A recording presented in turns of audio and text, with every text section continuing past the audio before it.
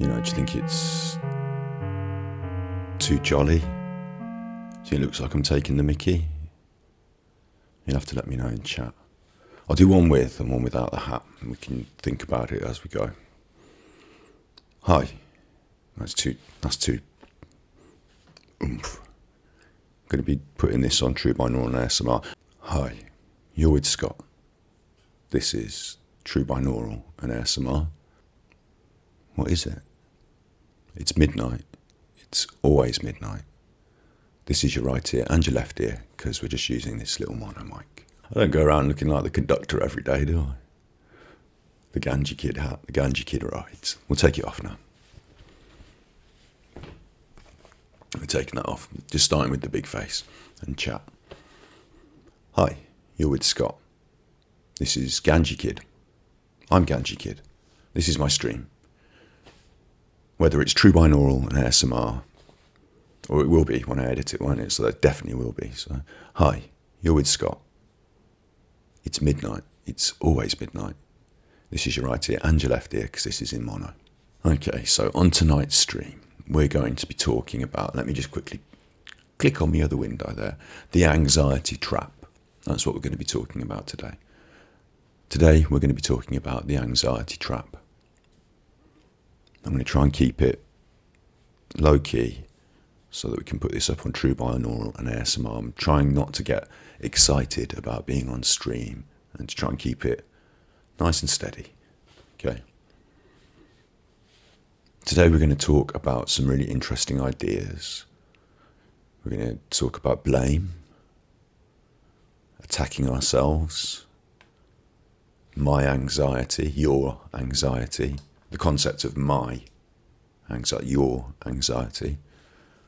We're going to look a little bit about something called the self-fulfilling prophecy, and we're going to find out how we can break free of this spiraling problem. If this is the first time you're seeing the new green stream, forget it. They'll understand, won't they? They're cognitive people, they'll understand. This is Mental Health Monday. I'm here every Monday at 8 o'clock so that you know there's somewhere you can come. If you're struggling and you need to talk to someone, you can talk to Samaritans if you're at crisis point. Their details are in the description below. There's also mind.org, a fantastic mental health resource in the description below. And you can talk to us here. We've got the chat. You can talk. I'll talk to you. I can bin off all this stuff that I've planned for tonight. We can do it next week. I can do it midweek if we need to. If there's ever a point where you ever just want to interject and say, hey, I know you've got this thing planned for stream tonight, but I just wanted to say this thing happened and can we talk? Yeah, we can do that. You can always feel. You can just pop into chat and just start chatting. And even though I say for this Mental Health Monday, it's going to get uploaded to YouTube. If you wanted to say, please don't put this on YouTube, then I can edit it out, no problem. Yeah, and if you want to chat and you don't feel chat's appropriate because I'm doing this Mental Health Monday, you can still come in and chat with whatever you want, and I can tell you it's inappropriate if it is. So don't feel hesitant. That's what I want to say. Feel like you can come forward and talk, even if I'm in one of my rants or reading one of my scripts or whatever. You can always just pop in and talk. So for Mental Health Monday today, we're going to start with the anxiety trap. And I'm going to just describe it, I guess. I haven't really written a full script for this. So. The situation is you're so anxious that you can't do X. You can't do the thing. And other people are getting cross and angry at you for not doing the thing. Now, let's say there's a party and people want you to go to this party and you feel more and more anxious about it because you feel anxious about social situations and parties. This is just an example. Insert your anxiety thing here. As it gets closer to the time of doing it, you get more and more anxious. And other people don't perceive this in the same way. They're excited about the party. They're not anxious about it. So they don't see what's going on inside you. They just see that as it gets close to the party, you seem to want to go less and less.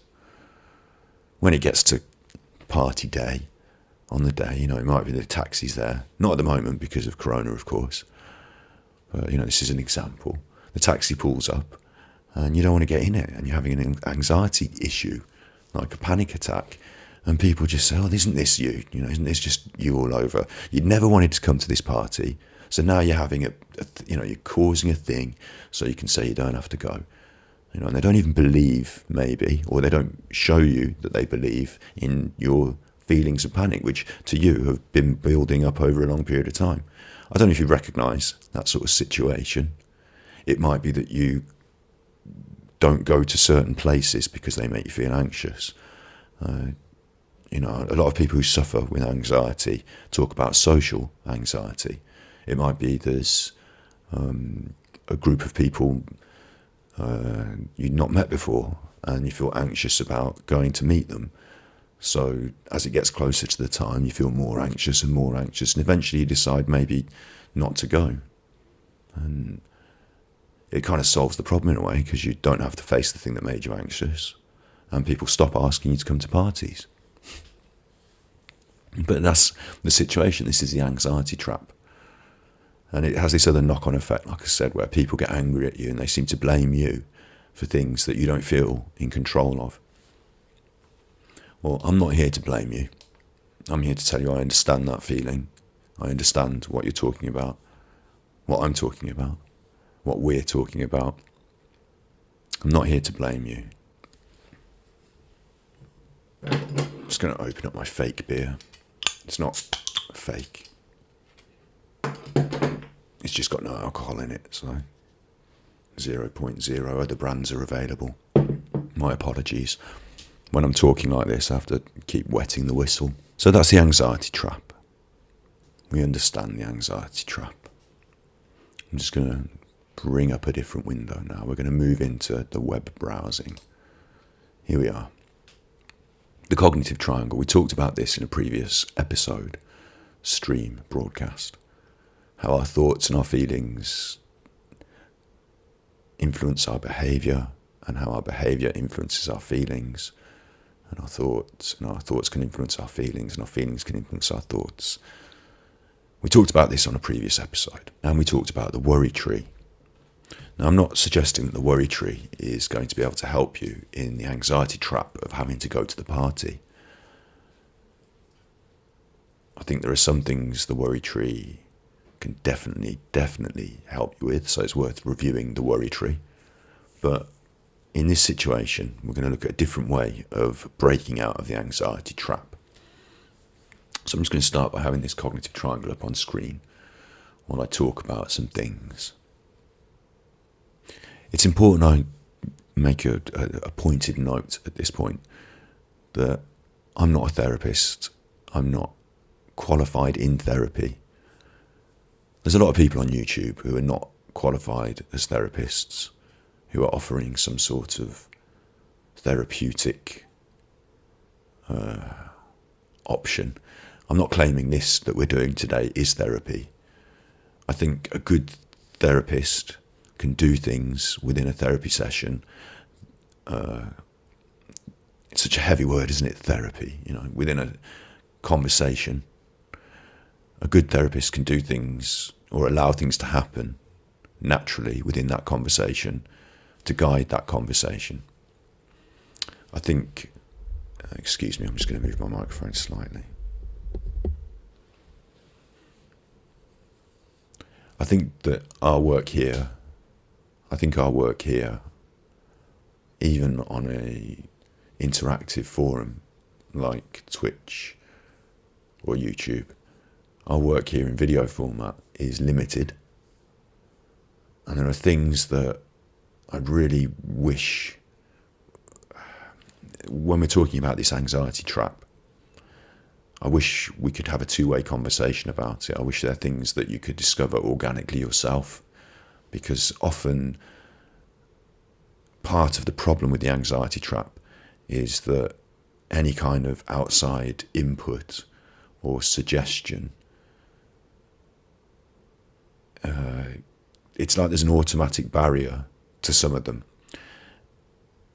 And it's difficult to enter into the mind of the person in the anxiety trap, because part of the anxiety trap is to prevent the outside influence from taking effect in positive and negative ways. So this is difficult. So I'm not blaming you. I'm not trying to ascribe blame to you. You feel anxious, it builds up, and then it prevents you from doing things. And people tell you that you should do these things, and they don't understand how the anxiety is preventing you from doing them. I'm here to say I understand.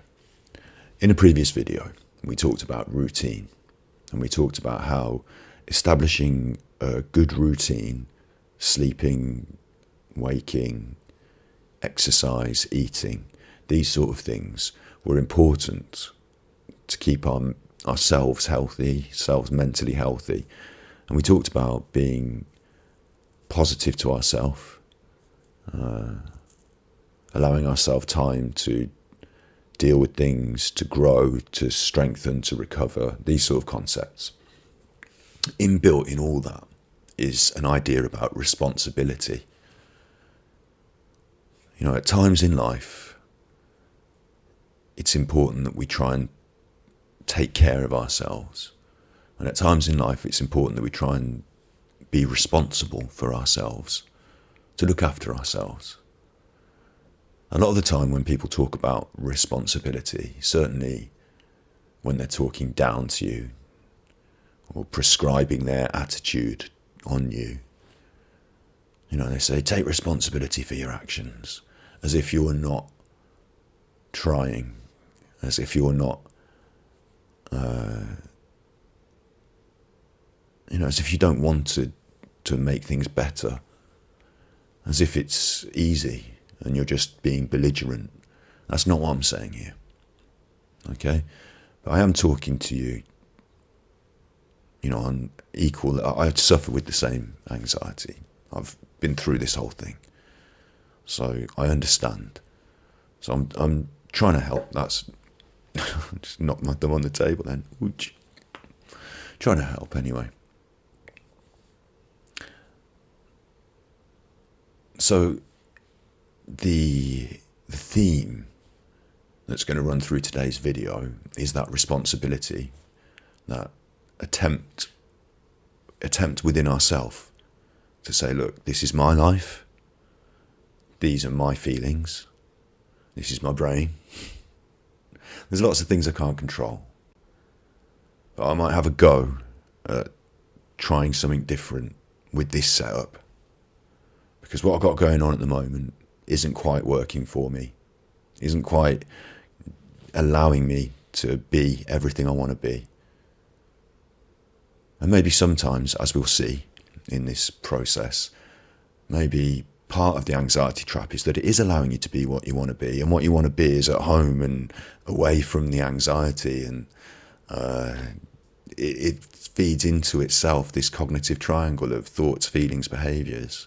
Maybe while you're in that cognitive triangle cycle, behaviours are influencing your feelings, so you feel like you really do think a certain thing and feel a certain way, So a responsibility to ourselves to test things, to try things, to look for alternatives, even if we're not going to settle on them, even if we're not going to become the fitness up in the morning, doing me exercises, running around the block, and even if that's not quite us, even if we don't see ourselves in that sort of way, we're going to attempt to allow ourselves to take some responsibility of our own setup and say, look, I'm going to be a bit more. I'm going to allow myself to, experiment with this idea of myself. I'm going to have a go at that. I'm going to try. And when I talk about trying, there's this concept of effort, this theme that runs through this today.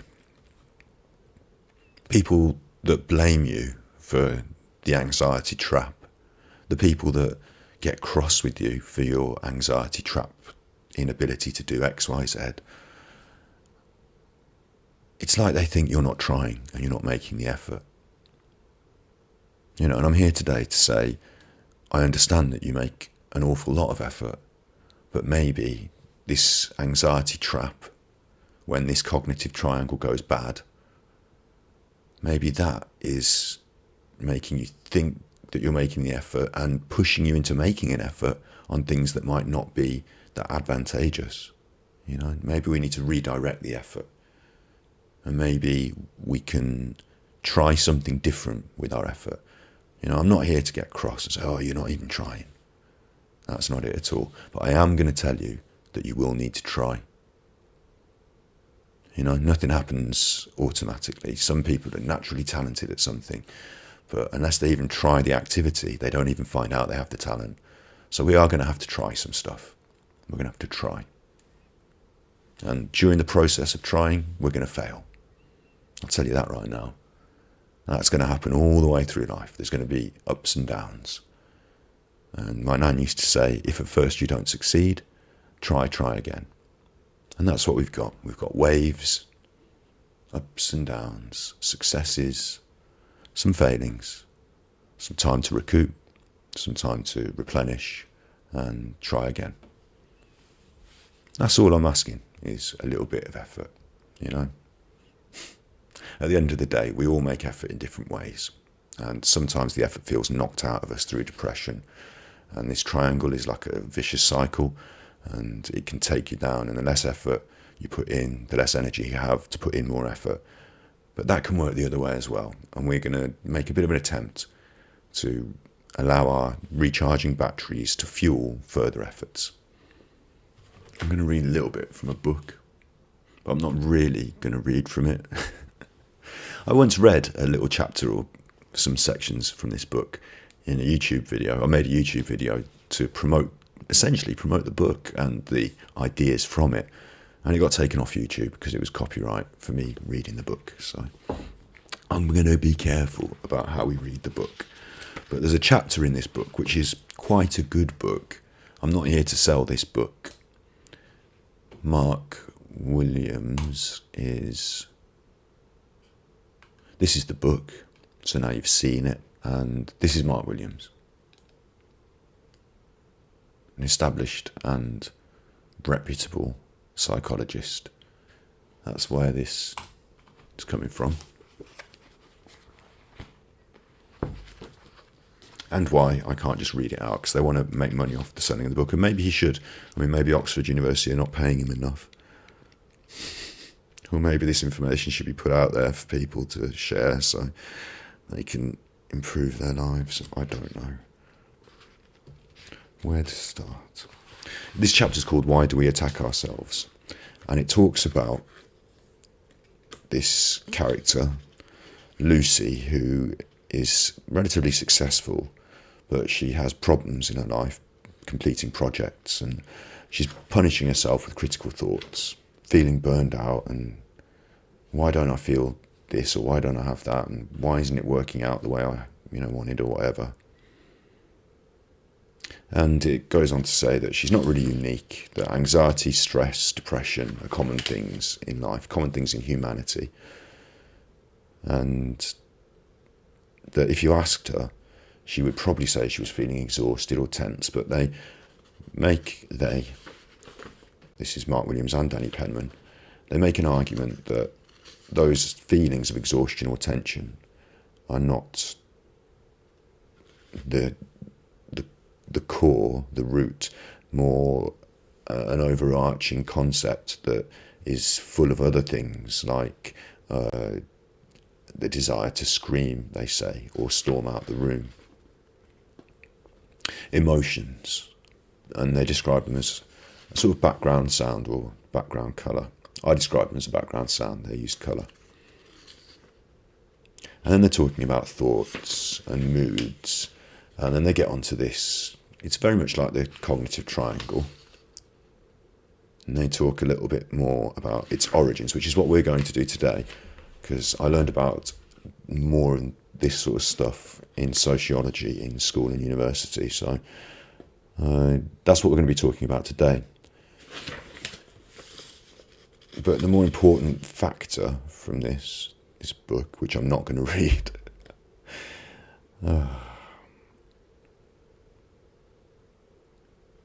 is that the triggering of negative thoughts and moods can sort of wear grooves in the mind, and it becomes a regular thought process that you feel comfortable with, in a way, nagging, grinding, and that itself grinds you down and you feel more of it.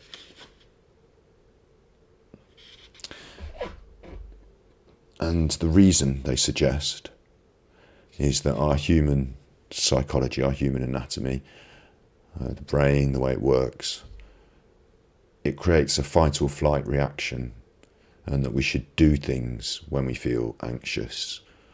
That anxiety is a natural human feeling, and that our natural human response is to act and to fix things, or to run away, and, remove ourselves from the threat.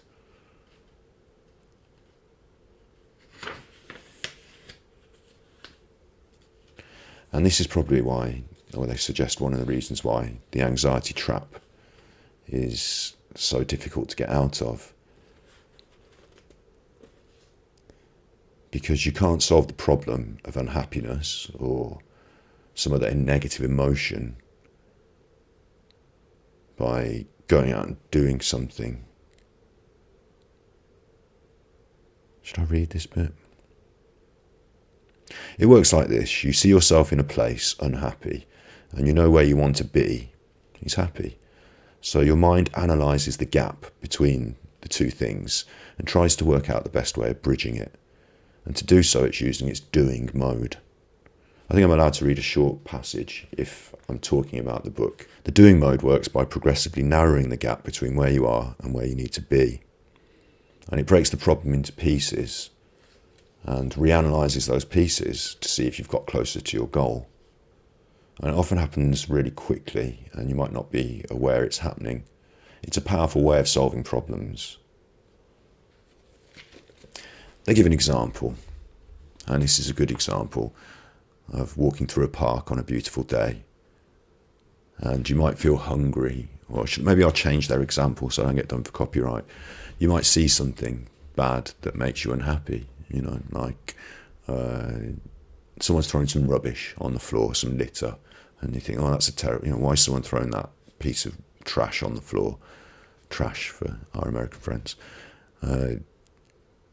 That's made me unhappy. And then you start to think, well, I always feel unhappy. I can't even take a walk in the park without feeling down about some little thing. Why do I let the whole world get me down? It's because the whole world's rubbish and I'm rubbish. And, you've gone from it's a lovely day to everything's rubbish and I'm rubbish. And it's a natural thing that you sort of routinely go through. So you say to yourself, this is how life is, this is the norm, this is, normal. But this, they propose, is because your brain focused on the gap between your happiness or your perceived where you want to be and the reality, there's some rubbish on the floor, and your brain focused on the gap and highlighted it, brought it to your attention. A problem to be solved. And this is disastrous because emotions, and here we go into the cognitive triangle, you can start to think and feel a certain way. Well, that affects your thoughts, doesn't it? And that affects your behaviour. So then you don't go to the park because, you've solved the problem of the rubbish in the world. Your mental problem-solving device is trying to fix a thing that you can't fix. People throw their rubbish in the world, and it's trying to fix it quickly for you.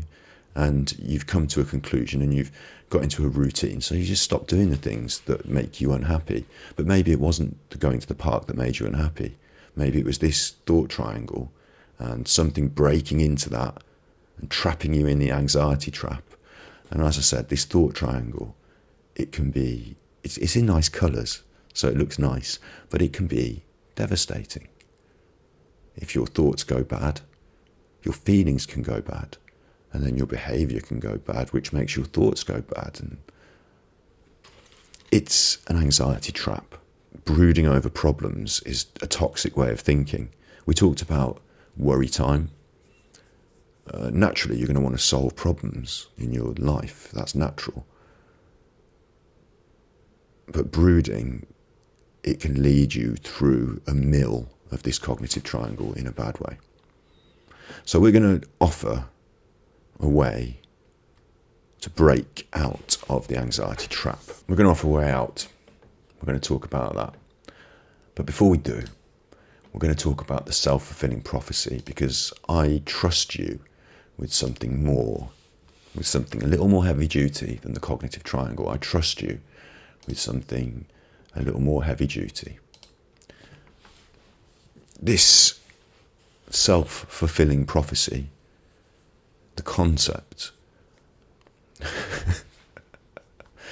it originated in, where is this? 1948. And this fellow, Robert K. Merton, wrote a paper. He was professor of sociology at Columbia University.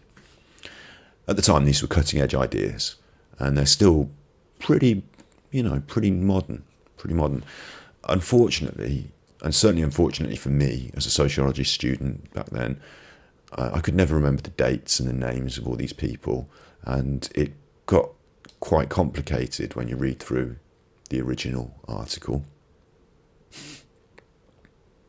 If men define situations as real, of course that's sexism. If people define situations as real, they're real in their consequences, wrote Professor Thomas. The suspicion that he was driving at a crucial point becomes all the more insistent when we note that essentially the same theorem has been repeatedly set forth by disciplined and observant minds long before Thomas. He talks about Hegel and Marx, which is interesting. So it's all there for you to read, the self-fulfilling prophecy. But I'm not going to expect you to wade through the Antioch Review. So instead, we've got a much more light-hearted article in Positive Psychology, and we're just going to take an excerpt from it to look at the self-fulfilling prophecy. And it's basically the idea that it's a belief or an expectation that an individual holds about a future event, and that expectation, that belief, manifests, becomes real because you think about it. Now, I'm not trying to make some magic call to the universe here. I'm not trying to say, you can think things into existence with self-fulfilling prophecy. But in a way you can. In the same way as everything in your life is brought into existence through your mind's insistence that you're going to do it. I want to have that beer come to me, that fake beer. I'm going to get it. I have manifested it through my self-fulfilling prophecy that I believe, wait, let's do this properly. I believe I can pick up that beer and bring it to my mouth and take a little sip. The fake beer, non-alcoholic, lovely. I made it happen through my belief that I could do it. Now, day to day, you don't have to put your belief into picking up your drink. You don't have to consciously do that. But there are things in life that you automatically believe you can do. So you just go ahead and do them. There are things in life that you might want to do in the future. And if you believe you can do it, you'll try and you may achieve it. In fact, the belief that you can do it might be so powerful that you do eventually achieve it. Certainly, this works the other way. And this is where I'm trusting us to be able to have a conversation, a one-way video conversation. Do you think it works the other way? Have a little think. Do you think there's ever been a situation where you may have been able to do something, but you said to yourself, I don't know about that. No, I'm not sure. Have you ever been in a situation where you felt like that and then had a go and you could do it? They're just little more direct, indirect actions. Can I throw the dart in the dartboard? I'm not sure. Oh, look, yeah, I can. This is a bigger concept, though. This talks about things like telling a child one day you could be a racing driver, and telling a different child you're never going to be any good at driving, and reinforcing these ideas and beliefs in them, and then putting them into the world, and lo and behold, the ones that you encouraged turn out to be better drivers. I haven't got a study to prove that, but there are studies that prove similar things about IQ. They told some kids that they were going to be thickies, and they told some, well, they didn't say that. They didn't, sorry. That happens in schools though. It might happen in schools these days. It happens in the world. But in the study, they gave children an arbitrary IQ test, and then they told them at the end that this group, you've done really well. You've got a high IQ. And they didn't say to the other people, you've done really well. They just said nothing. And then they retested them at the end of the school year, and the group that felt they had the high IQ test at the start of the school year did better at the end, because self-fulfilling prophecy. They spent the whole year feeling like they were able to learn better because they were smart, and it proved itself out in that they learned better and became smarter. So yeah, this is a real thing. If you wake up and immediately think, today's going to be terrible, you might be able to make your prediction come true. You might unconsciously work to affirm your belief by ignoring anything positive and amplifying the negatives, and behaving in ways that are unlikely to contribute to an enjoyable day.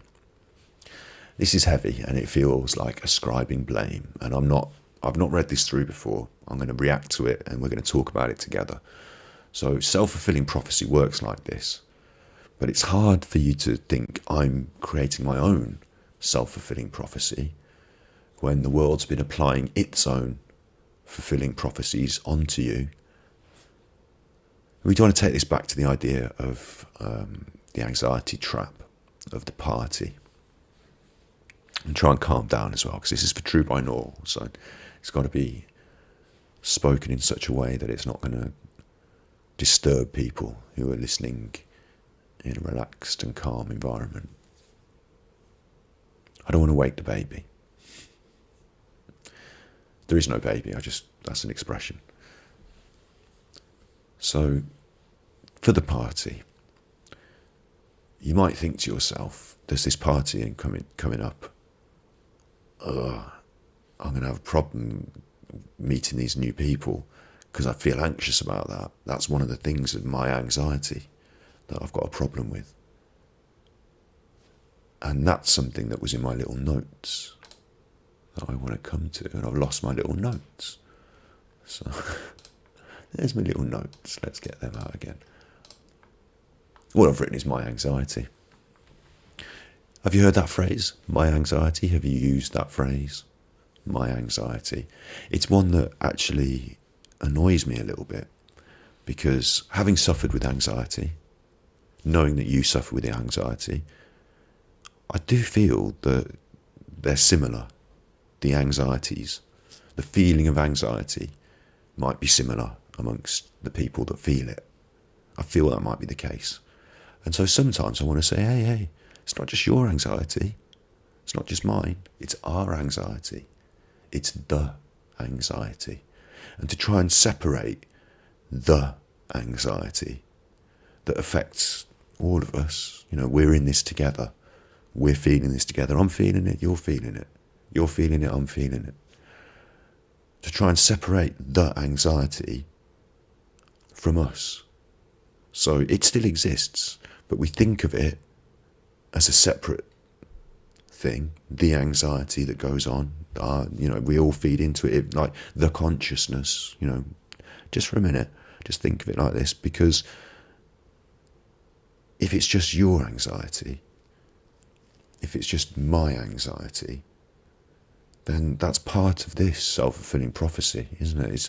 You're labelling it as mine. It's something that I do. It's something that you do. It's part of you. And if it's part of you, then it's going to influence the way you become. You've already said to yourself, I can't go to the party because I feel anxious when I go to parties. You've already predicted the future there. You prophesied it, and you're going to make it come true. And again, it sounds like I'm blaming you. We make it come true. don't we? We make it come true. And finding that out, accepting it, and I feel a lot of people, this is the difficult bit. This is why it has to be something you think about yourself and discover yourself, read through yourself, decide if you do, decide if you don't. A lot of people will say, well, actually, no, hang on. I'm not doing this to myself. The party's coming and I'm feeling anxious. I'm not pressing my anxiety button. I'm not trying to make myself anxious. You know, when people say, blame you never wanted to come to the party anyway, it's not because you didn't want to. You know, this sounds like that. It's like saying, well, you never did. You self-fulfilling prophecy. You proved yourself right. You were never going to come anyway. You made it happen. So it's not about ascribing blame. And the feeling that you're being blamed makes it very difficult to look and say, look, maybe I'm going to be the one to break this cycle. Maybe I'm going to be the one to make the push. Because you're the one with the anxiety, my anxiety.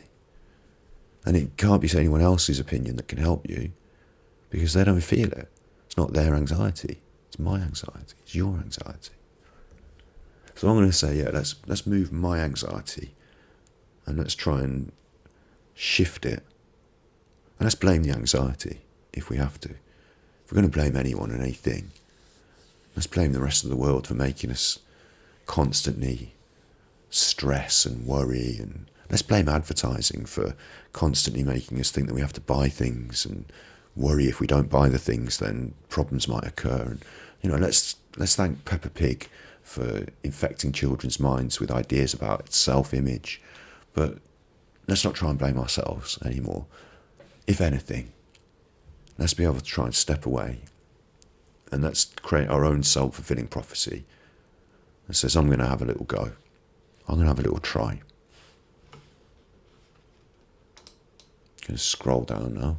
Going to just bin off all the rest of self-fulfilling prophecy. Robert Merton there he is. There's a photo of him. The fella. He coined the phrase self-fulfilling prophecy as a false definition of the situation, evoking a new behaviour which makes the originally false conception come true. And it's quite highbrow, you know, clever words again, isn't it? But they give an example here of the placebo effect, which is interesting. You believe the placebo pill works. People do. The placebo effect. They're given a pill and it's just inert sugar, and they feel they might get better. So their feelings about what might happen influenced how things ended up happening, or at least how they felt about things happening, which, of course, in the cognitive triangle, influences everything. This is a more complex self-fulfilling prophecy cognitive triangle. It's not even a triangle anymore. Now we're going round in a circle. And this is the key to the anxiety trap, is that it's a circle. It's cyclical. And at some point you've got to be able to put your finger in the wheel and jump it off its track and say, hang on, I'm not going to stay in this circle anymore. I'm going to tell you how to do that after we've talked about this, what it is. We're going to move on to how to fix it. It's a circle. And if you're on that ride and if you're going round, your beliefs influence your expectations. I'm going to be anxious. I know I am. I expect I'm going to be. And that influences your behaviour. I don't want to go. And the results are that it reinforces your belief. When I did try and go, I started feeling anxious. Because that's what I do. I get anxious and then I got overworked and wound up, and, you know, it's a circle. It's basically, isn't this basically the cognitive triangle? Only the cognitive triangle is purely implicit to us. It's our own internal monologue. It's our thoughts and our feelings and our own behaviours. Whereas the self-fulfilling prophecy includes other people. Other people can tell you that you're a strong person or that you're a bit of a wimp. Other people can tell you that you're smart. or that you're not very good at maths. Other people can put their ideas about your future, strongly into your mind, into the fore. You should do this, you will do that. You're just like your dad. People tell you what's going to happen in your future. Oh, you'll have to get a job at some point. People tell you things and they influence how you feel about yourself. They become your mental image of who you are. And then you end up becoming that. It's not just pseudoscience. It's not just a silly idea. And it's not just logical and obvious. It goes deep. There are these clever people writing big papers. And if you want to go deep, I've shown you where you can get yourself down the rabbit hole. It's also called the Pygmalion effect. So you might have heard it called that. I think that's based on a play, Pygmalion. But again, our beliefs influence our actions, and they impact our beliefs, and they cause our actions, which reinforce our beliefs. And other people can act on us and toward us. We can act toward other people and influence their beliefs and their ideas, which can influence how they behave. It's got it here. There's another clever fella called Robert Rosenthal.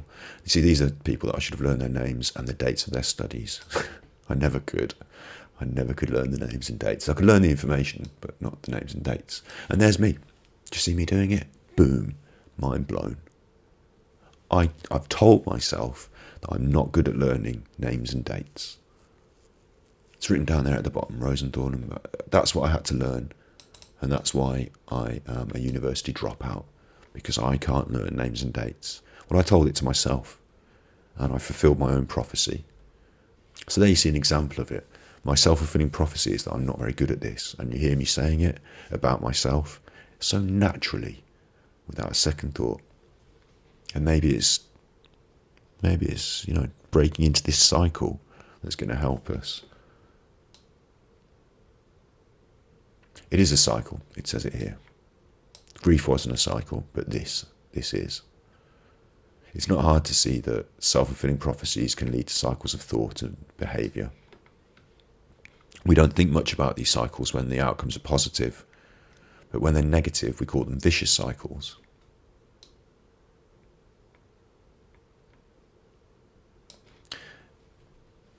First, we harbour a belief. These beliefs influence our actions. Our actions are shaped by our beliefs, and then they cause us in ways to act consistent, and we notice the things that we find to be consistent with our beliefs. And is Pygmalion? You see, I should be able to tell you what Pygmalion is. I think Pygmalion is one of those stories where somebody of a lower class or a different order was taken and taught in the same way as other people, and they turned a commoner into a well-educated upper class. I think that's the gist of Pygmalion. I can't remember, but this cycle talks about here. Teachers may have preconceived notions about their students, but they might see someone promising and others. And this is where it gets much easier to understand, or it did for me.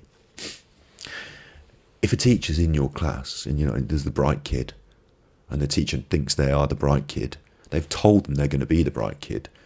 This self-fulfilling prophecy works on the bright kid. The bright kid's listening and trying to be more attentive. We talked about that. But it also works because the teacher, when they want the right answer, when they want to jog the class along, they move to the bright kid because they think in their head they're the bright. So the teacher keeps reinforcing it, because once they've got this preconceived notion, so-and-so is not good at maths. So when the difficult maths puzzle comes up, you might be sat there. You might have been sat there thinking, I know the answer. I know the answer to this one. And they don't come to you because you probably don't know this one. Or they put you in the slow group so you can work on that. We'll move on to the, because they've already decided that you're not going to know this one. And then your progress is slowed because you can't move on quick, even though you knew it. Even though you knew it, the teacher might reinforce that belief. And then that slows you down because you're in the slow group. You can't move on to the next puzzle quickly. And so you become what they told you would become. A teacher may inadvertently treat the promising students consistent with their beliefs and the troublesome students consistent with their beliefs. And this is a difficult one as well, isn't it? You know, this is moving away from the anxiety trap itself. So we're going to come to that once I've just covered this now. But this is the core of self-fulfilling prophecy. Okay? And then we're going to fix it. We're going to tell you how to fix it. Troublesome students, if you're told you're a troublemaker, if you're told you're naughty, oh, you're bad, naughty, if you're hearing that aggressive tone and you don't know how to engage with the rest of the world, if they're not offering you an alternative, if they're just telling you you're bad, then you might feel angry and upset, mightn't you? You might feel cross, and you might think, "Urgh." And the more that it leads to it's the self-fulfilling prophecy. So it also plays into depression. I'm worthless. I can't function properly. I'm unlovable. No one likes me. They think I'm a downer. I'm not going to go to the party because I get anxious around groups of people. And because I get anxious around groups of people, I don't really have many friends, and they don't invite me to many parties. There's lots more to read on here. So you absolutely can. There's quotes and book recommendations. I'll just pause for just a second before we tell you the final chapter and how we're going to break this cycle. Just to tell you that I really appreciate you being here. That if you've come here because you're struggling with something, you don't have to talk in chat. That's fine. I just appreciate that you're here and that you're putting in, you've put in the effort to at least think about this thing, haven't you? You're here doing it. We're doing the work together. So I really appreciate it. And this Mental Health Monday stream it's not about me and trying to be streaming and views. It's about you and making sure that you know that this is here every Monday, 8 o'clock, and you can come here, we can talk. I'll do the talking if you don't want to, but I congratulate you, and I want to shake your hand because I can't because of coronavirus, but I want to say thanks. You're doing good. You're here, and we're pushing forward together. And that little bit of effort, that little nucleus, that little, the little spark of the fire, even if I'm just a little snowflake, and one little spark of fire can melt me, can't it? That's enough to start the fire, to start the process. To start one little snowflake, you can roll it up, it becomes a big snowball, doesn't it? I just thank you. I thank you for being here and helping us together to do this. So now we're going to look at how we do it. I'm going to pick up the naughty book again. I'm just going to read a little quote. And they do have the exact answer in the whole book entire, but this is not one word answer. But we talked about doing mode, about how your mind wants to access this active doing mode, fight or flight. What am I going to do about this problem? And we're going to suggest that we break out of the doing mode cycle. We're going to break out of this cycle. We're going to put something in the wheel to jump us off the track. Break out of this cycle. And that thing is called awareness or mindfulness. This is why everyone's going on about it all the time. It's not just about meditation. It's now going to become a tool. And we've learned about this together, this mindfulness. We can do a whole episode on mindfulness if you want. Mindfulness is going to be our stick to put in the wheel to break us out of the thing. It says here, pure awareness. It's bigger than thinking. It's unclouded by your thoughts, feeling and emotions. It's like being on a high mountain, a vantage point. Pure awareness transcends thinking. So it's not about working it out. It's about feeling it, allowing things to dissolve, and then taking in your immediate and real surroundings. It allows you to step outside. Sorry, getting excited. It allows you to step outside the chattering, negative self-talk and your reactive influences and your reactive... They can't copyright me if I read the wrong words, can they? It allows you to step outside the chattering, negative self-talk and your reactive impulses and emotions. It allows you to look at the world once again with open eyes. And when you do so, a sense of wonder and quiet contentment begins to reappear in your life. So we're talking about mindfulness and awareness. And it feels like, if you've watched all this, that how can he dare say this to me at the end? My anxiety, my big problem, I can't just solve it with this silly little think about a chocolate and what it tastes like. I propose if you're feeling like that, we try and temper that down, because that's part of the problem cycle. That's the cycle itself trying to say, I'm not going to let you stick the stick in. You know, the cycle itself does not want to be stopped. And it won't allow you to believe that something simple could become something so powerful. The anxiety doesn't want to let you go. It doesn't want to lose its power over you. But you can gain that power over your anxiety. So it's not just the mindfulness and sticking the stick in. I've got a little bit more to add. I'm going to talk about testing. Go back to cognitive triangle. Go back to the nice cognitive triangle.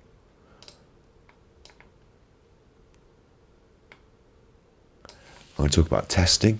I'm going to talk about finding strength. And I'm going to talk about I can and I can't. Because in this self-fulfilling prophecy,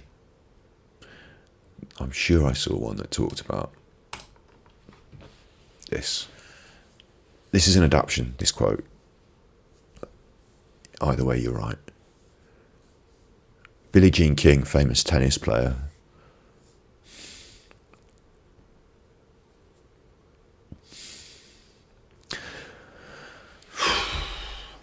I'm now going to try and tell you some stuff that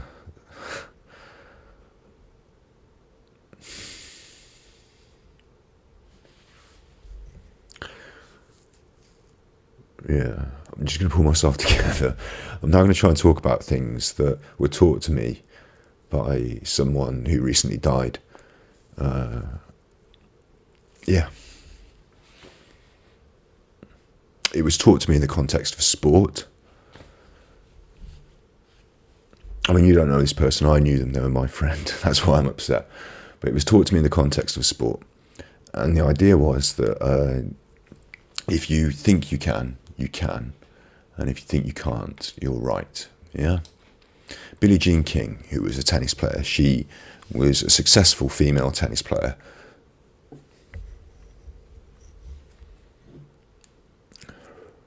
In a world where people told her that women couldn't play tennis.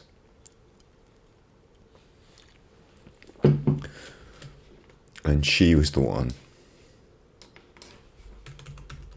Billie Jean King, if you think you can.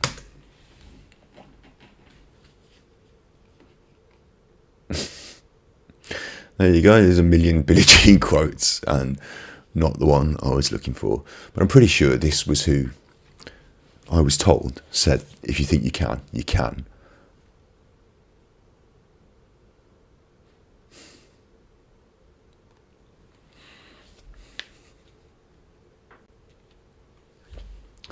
Yeah. What am I trying to talk about? If you think you can, you can. Belief, yeah. That belief, it's not just Billie Jean King. It's all of you. You know, it's all of you, isn't it? For me, it was a sporting journey. And it's now become this.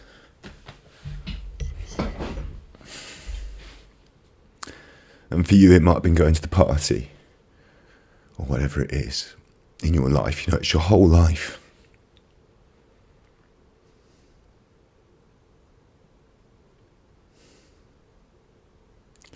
You need to know that you can do it, you know?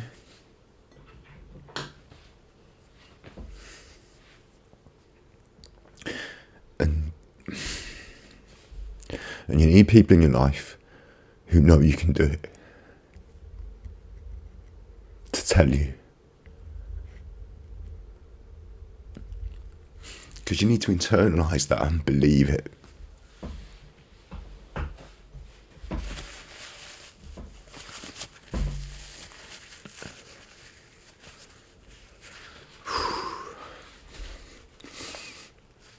And there's not that many of them out there, you know? There's not that many out there that are trying to do the best for you. There's not that many out there that you can trust. Certainly not on these platforms, on Twitter and Twitch and YouTube and that, you know. There's not that many people who are there for that reason. And if you find someone in your life who is, you know, believe them. At least have a go at believing them. If you think you can, you can. And it goes for sport. For me, it was a journey of sport I went on. And I achieved some fantastic things. I'm not going to tell you, oh, I won this brilliant cup. I'm not going to tell you what they were. But for me, I did that. And it wasn't the achievements. It wasn't the... I got selected for England for something. It wasn't the selecting. I mean, for me, it was at the time. But it turned out it was the experience that I went on and the people I went on it with that was important.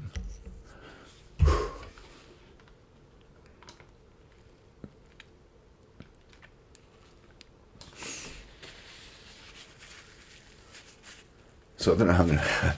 Right, okay, yeah. I'm telling you how you're going to do it and how you can do it. And I can do it, you know. Look, I'm putting myself together. I felt sad because I was thinking about my friend. My friend died. They taught me this stuff. But this stuff is good stuff. And it helped me to do great things. So, we can do this together. You know, we can do this together. I'm not Superman. I'm not trying to pretend I'm running a marathon. You know, if you buy all these books that I can sell, then, you know, you can be a millionaire. That's not what it's about. We can just get through this, like, you know, like friends together, right?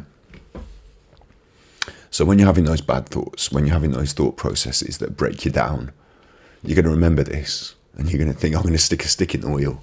I'm just going to take some time to see how I feel, you know, to see what's really going on. I'm not going to let my mind run away with me about all this stuff. I can think about my friend that died tomorrow at midday. I'll have a period of remembrance and I'll get upset again. And I'll do that tomorrow. I'm going to put it in worry time. And right now, I'm going to think, how do I really feel? I feel relatively hot. I feel relatively hot, kind of sweating. I thought I was anxious about performing this video for you today, about talking about these things. I thought I was anxious about it. Maybe it's this that I was anxious about, this emotion. These emotions have been colouring my actions, my behaviour, and my feelings and my thoughts. Now I'm gathering control over my thoughts. I'm gathering control over my emotions. We're going to stick that stick in the wheel, and we're going to break that cycle. And now I'm feeling a little bit better. Through talking to you, I've overcome. It's not going to go away forever. It's still going to be there. I'm still going to be able to feel sad about it. But I'm just going to let that dissolve for a while. I'm just going to let everything dissolve for a while. I'm just going to taste this and see how it tastes.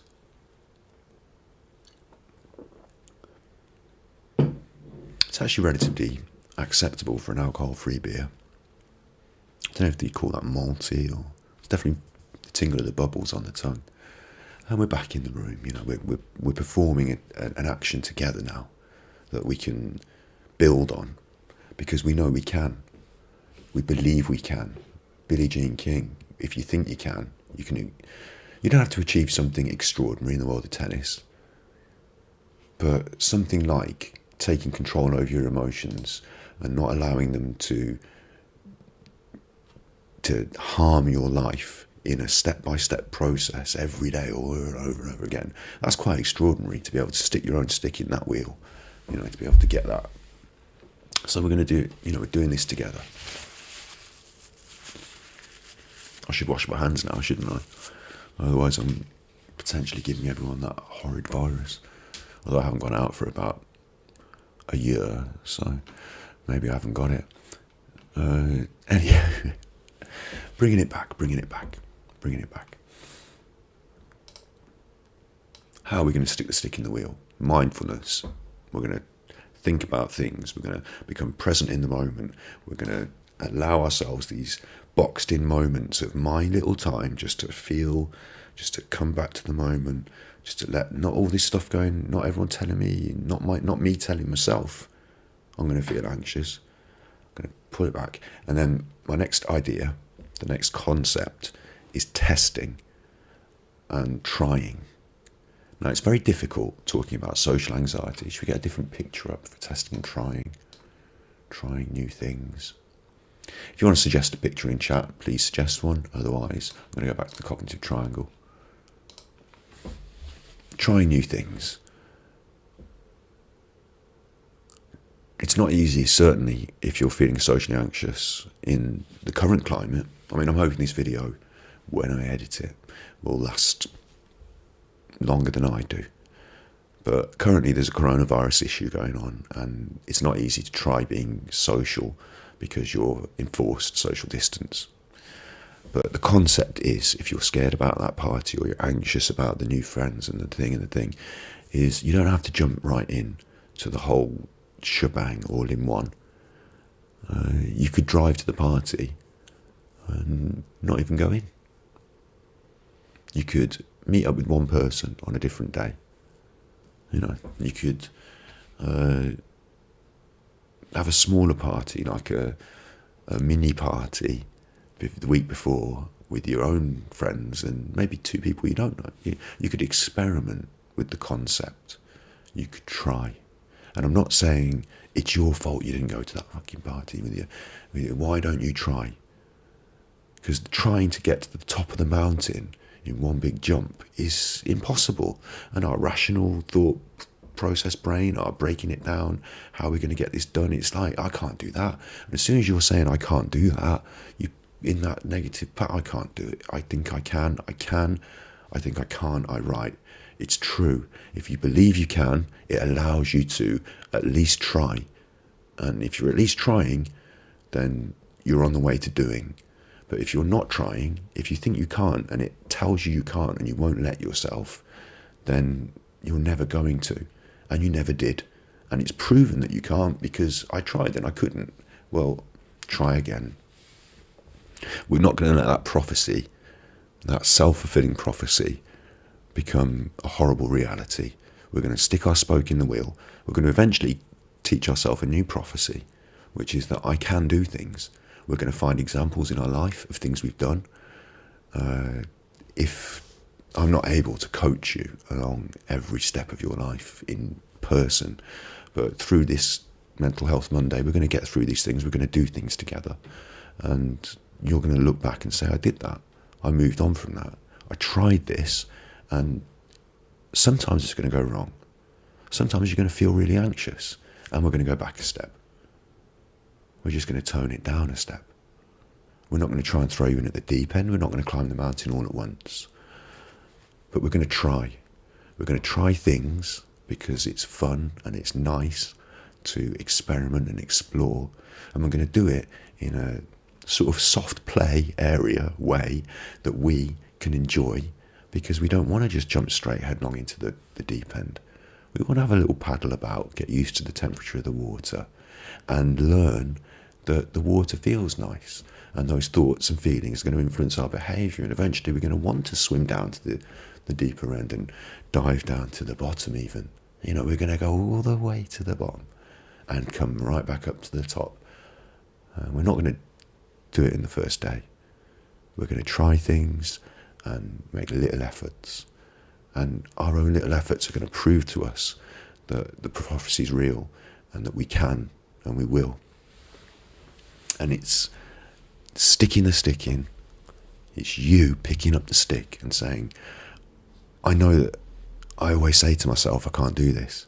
And I know that I always say to myself that I have trouble with these. Everyone else has said it. I have trouble with these things. You know, I'm not good with names and dates. But catch ourselves saying it. Say, right, this is a moment for mindfulness. Am I really not good with this? Do I really not? I'm going to stick the stick in. I'm going to start experimenting and finding out.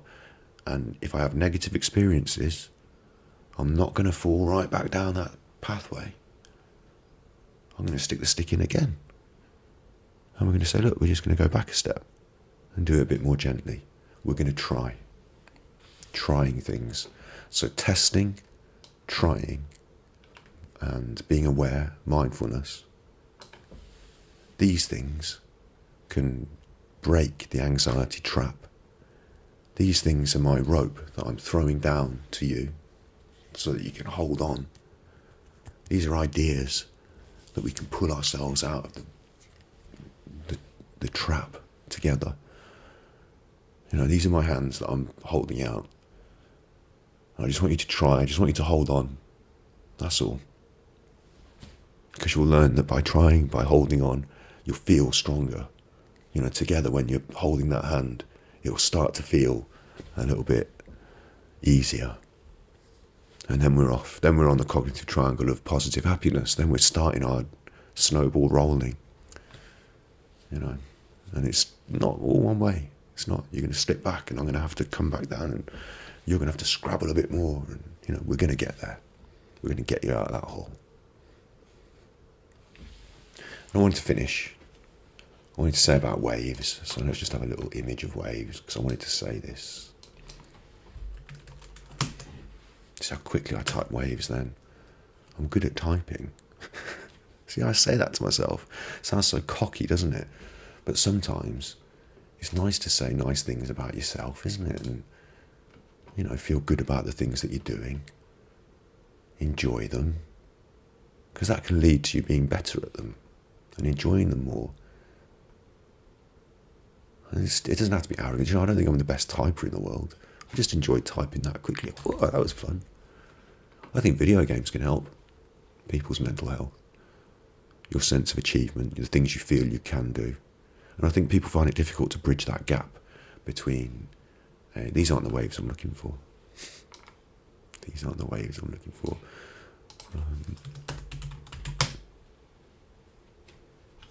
Waves. If people can find it difficult to bridge the gap between I can achieve this in my little world at home, on my game, and in the real world out there, they find it, that's that big jump, that's that mountain that our brain can't break down and finds, then I can't do it in the real world. If that's the thing where we have to say, hang on, I can take my aptitude, my sense of dedication, my ability to understand puzzles, my persistence, my patience, and I can apply them in the real world, and we can just do a small thing. You know, we can take one small step. Maybe it's not getting the job. Maybe it's just filling out the form. Maybe today I just fill out the one form. Maybe tomorrow I can do two, because yesterday I felt good about doing that one. Maybe I feel bad about doing two and it sets me back and I have to start again and just say, look, maybe it's not about, maybe I'm just going to start with the CV. You know, who knows? This waveform, this world, everything is in waves. Light comes in waves. Obviously we saw the sea, didn't we? That's in waves because the energy within it is in waves. We receive heat in waves, infrared. There's a lot of waves in the world. And our feelings are like that, aren't they? We're high, we're low. Things are good, things are bad. It's a sunny day, it's a sad day. That waveform pattern, our emotional waveform, is influenced by the waves of the world, the bad things coming in, the good things rising us up. They're all playing in together, you know. We've got that triangle, but we've also got the self-fulfilling prophecy, complex, triangle, mess. Everything is waves, including our ability to cope, our ability to push, our feelings of depression. So when you are in the low times, when you're having the sadness, it's important to realise that you don't even need a stick necessarily, because just taking it in, breathing it out, just being part of the waves, the good will come, the rise will come, if you can just ride out the lows. And allowing things to dissolve, because as bad as you can feel, it's not forever. It will pass like the waves. Yeah, I hope that made sense, what I was trying to say there. Everything's waves.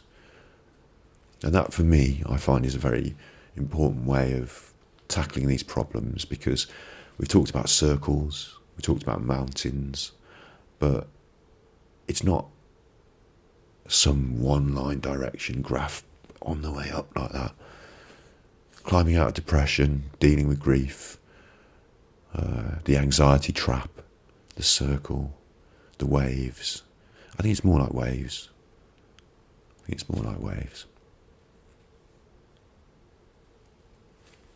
So you don't need a stick. You can hold on, be in the moment, use your mindfulness, use your awareness, allow things to pass, allow the wave to ease.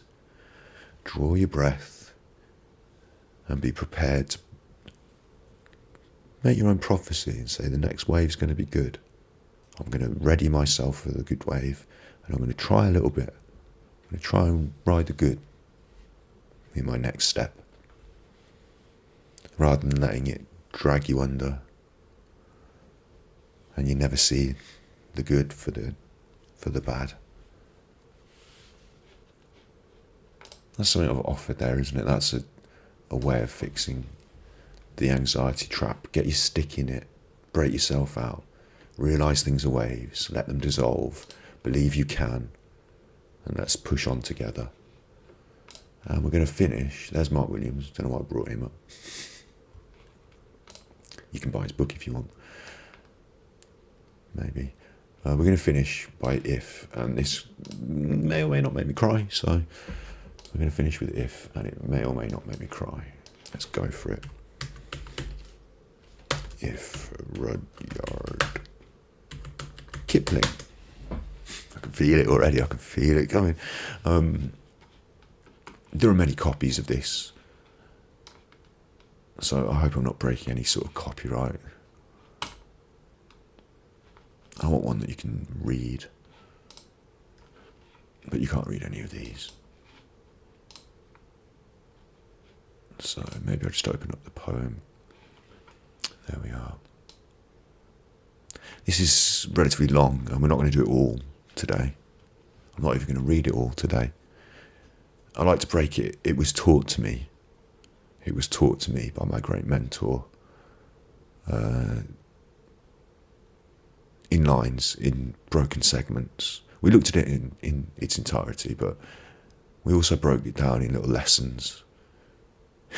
He had like a fold, he'd written this poem out on the computer, printed it out and cut it up into single lines, and he would hand out these lines. You know, often it was pre-planned for the lesson, so we would all have a copy of this line to sit and look at. I used to keep mine. I've probably thrown them away now, but I used to keep them in a little thing. And sometimes he would think, oh, this is an appropriate time for one of these lines here. Oh, look, here's your line today. Read that and think about that. We're talking about it. It gives me a lot of strength. It's something I learned to help me cope. It might not be a thing that you learn to help you cope. You might have something different. You might have a different if. You might have a song. You might have a story. You might see someone in the world that you admire. You might have a favourite cuddly toy. that, you know, comforts you. You might have something. You might have something that symbolises your desire to push on, to cope, to be strong, that you turn to help you when you need to feel strength, a source of strength and light. You know, you might have something like that in your life. If you don't, please borrow mine. Please, by all means, have a go at reading If and thinking about it, and seeing if you can draw some strength from it. And as I say, these lines break down so that different things are pertinent at different times. It is sexist at the end. It says a man, my son, and the son rhymes, so it's hard to adapt that to say which is more you'll be. But to his credit, my great mentor did adapt it, and when we received our copies, it said, you'll be, what did it say? I think it said you'll be a champion, because that's what we were aiming to be. By God, so many of us in the class did achieve that. Some far more than me as well. Some far more than me. And I'm feeling emotional about it, because there was a girl who was, I remember when I think about this lesson that I learned, the girl being there and it being brought to attention. It used to say a man, but we've got a girl in the class and she's not a man, so, you know, we put a champion. And that girl went on to represent Great Britain in the Olympics.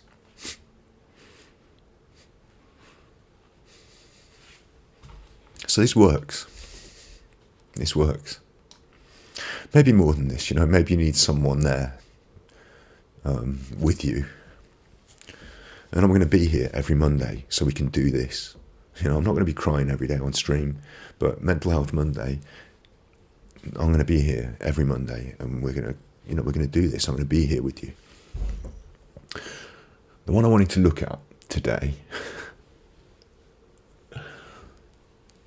there was a little break, wasn't there? A little two-line.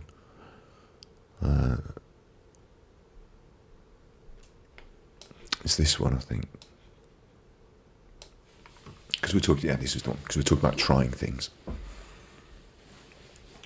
If you can make one heap of all your winnings and risk it on one turn of pitch and toss and lose, told you, didn't I? I told it was going to be hard. And lose and start again at your beginnings and never breathe a word about your loss.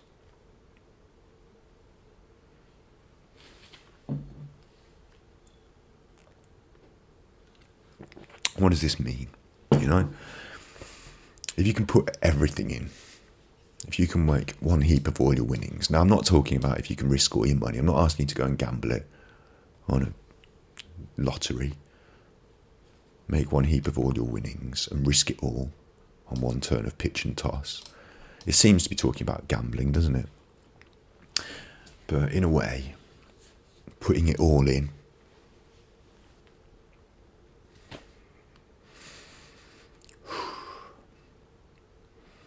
You see where I'm going with this? Putting it all in. It can be emotional. You can put your emotions into things. You can put your effort into things. You can put your heart into things. Depression, the anxiety trap can take it out. It can tell you not to. It can tell you not to even try. Don't risk it. Don't risk it. Anxiety increases your perception of risk. You need to risk it.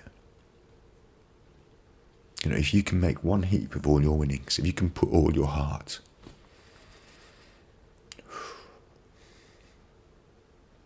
if you can put all your heart into it, you can give it a go. You know, if you can hold on, if you can give it a go. You can try. Something that essentially is a risk. And risk it. Put everything in. And risk it on one turn of pitch and toss.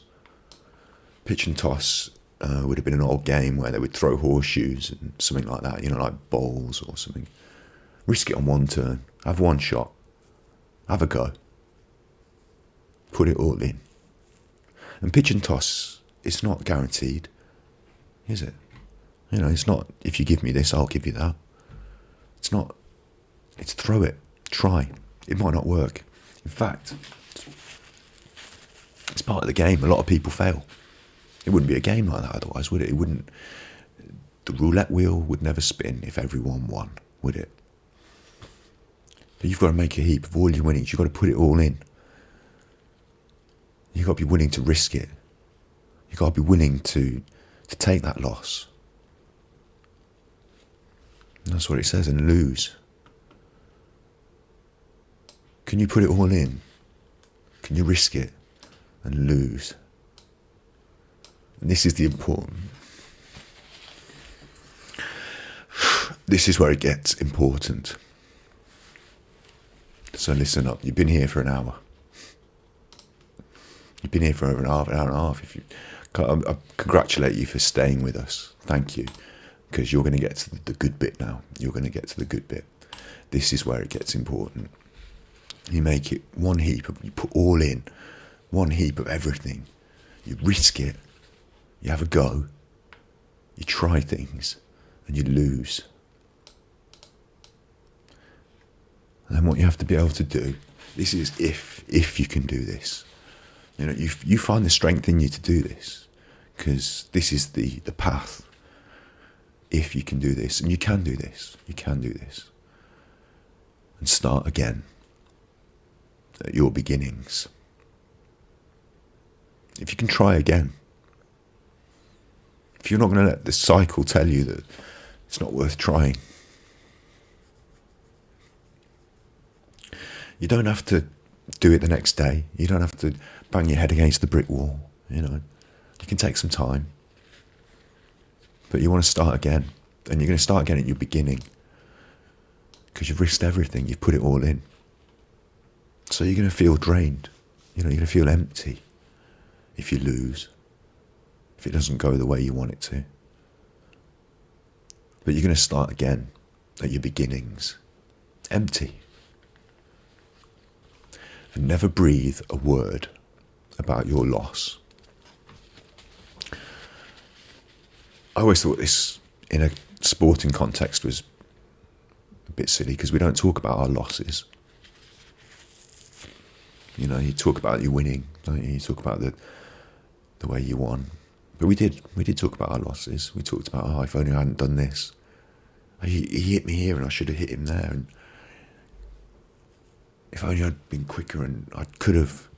These are things that we talked about with the grief cycle, didn't we? In the grief cycle. Bargaining. In this context, it's about not letting that happen to pull you down so you can start your beginnings. You're going to start again at your beginnings. You're going to build another heap of all your winnings. You know, you had this heap of winnings at the start. You've got to make a heap of it all. You put it all in, all your emotions, all your care, all your effort. You're going to make another heap of that. Winnings. And in doing so, you're never going to breathe a word about your loss. You're not going to sit there and talk about why you can't do it because you feel anxious, because the problem is that this and that. That breathing the words about last time I went, I've had this big, yeah, we can talk about it. You know, it's not correct. You're never going to breathe a word about it. Of course, we're going to talk about it. But in the process, if we go back round this, making a heap of all your winnings and risking it on one turn of pitch and toss, when you're making that heap, when you're taking those risks the next time, you're not going to be talking about the losses of before. You know, a boxer doesn't go into the ring with thoughts of his previous losses. He thinks of how he's going to, they. A boxer thinks about how they are going to be victorious. They've got their plan and their belief. Otherwise, you wouldn't be getting in the ring. You don't go in there talking about how last time I punched in the face. You're not telling yourself about your losses. And it goes on to say, and we're not going to go on to do much more of this We're going to talk about these other times. But it goes on to say that you can force your heart and nerve and sign you. That's your... Even without... Your heart and your nerve, they're your big bits, aren't they? They're your toughness. You're going to force your heart and your nerve. Your heart, big, strong heart. Your nerve, powerful nerve. Sign you. That's the ropey, stringy, last... the last thing to break. You're going to force that to serve your turn long after they're gone.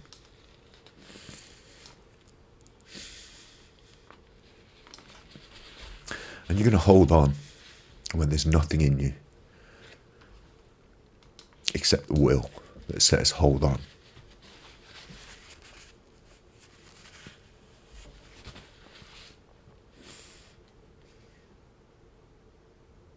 I've told you this before. If you hold on, if you just hold on, we'll get through it.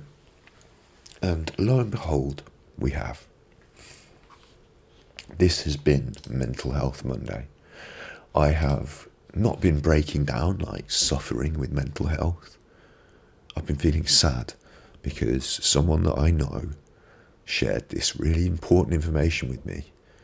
They cultivated it.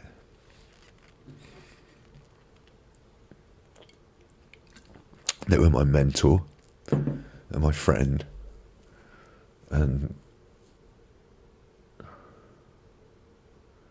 I feel thankful that they made me who I was, who I am, so I can be here with you to help you do the same.